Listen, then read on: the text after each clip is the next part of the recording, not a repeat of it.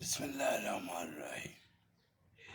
پیارے دوستو، ہم لوگ یہ جسم جو ہمارا ہے اس کو انسان سمجھتے ہیں، حالانکہ انسان جو ہے وہ نوری روح جو ہے جو ہمارے جسم کے اندر ہے، اصل میں وہ انسان ہے، کیونکہ روح اللہ تعالیٰ کی طرف سے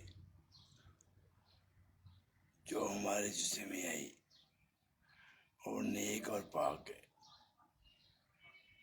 اور جو ہے ہمارا نفس خواہشات وہ ہم کو دنیا کی طرف راغب کرتا ہے، اور روح جو ہے وہ پاک ہے، وہ ہمیں نیک کی طرف بڑھاتی ہے۔